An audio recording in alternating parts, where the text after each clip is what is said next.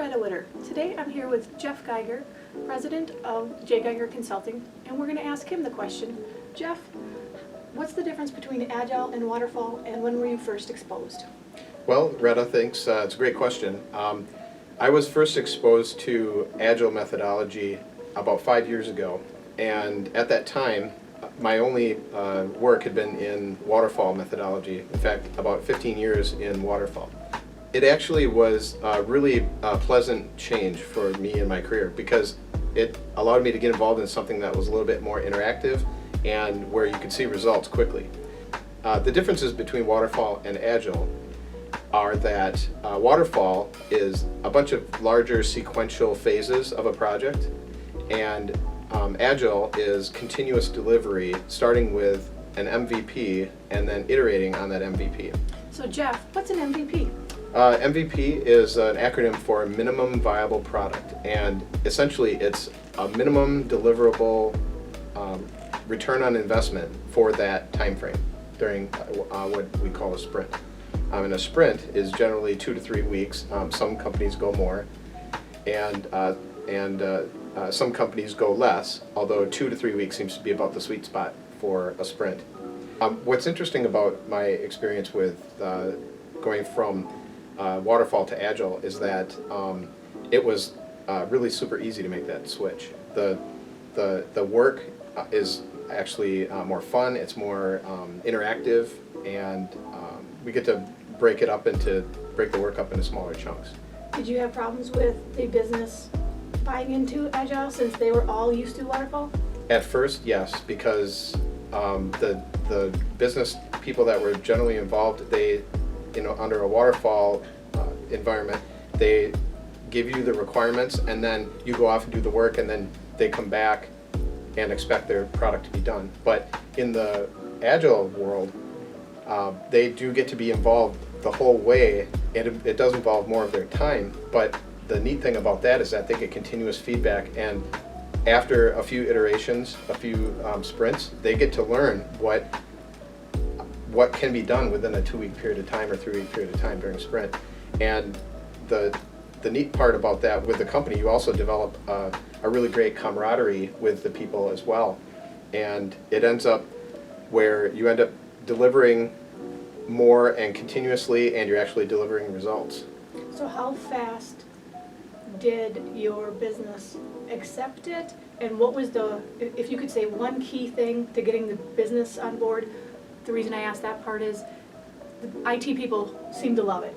Right. But for a business perspective, it's very different to go from Waterfall. They're used to spending that massive time amount up front, like you talked about for the requirements document, and then they don't hear from you for a couple months while you're doing your development. Right. Yep. So what was that like? Well, I actually have a recent example of that where one of our customers was introduced to Agile, and it only took 1 or 2 sprints for them to really get the hang of it. They went through the ceremonies, the sprint review, and the sprint planning, went through one set of those, and they were off and running. Once they got to see and got to have their hands on the content within the sprint.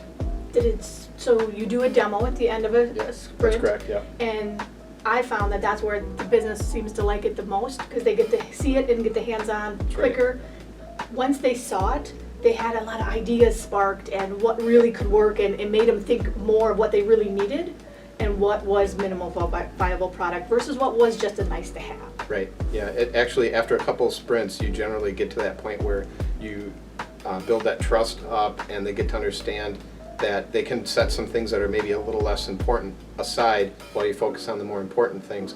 In the Waterfall environment, typically what happens is the business will define all their requirements, and they hold on to those really, really tightly and don't want to let them go because they're afraid that they're never going to get them then. Whereas when you're in an Agile environment, they will have the opportunity to provide continuous feedback and work and build that trust with the Agile team, and see that result and that return sprint over sprint. So I think that actually is probably the biggest success that you can see out of from the business side of it. What is the biggest challenge when you start implementing Agile, from your perspective? Well, I think it's old habits. Old habits are hard to break, and the biggest challenge is not violating the scope of the sprint. And Fist of five. that's right.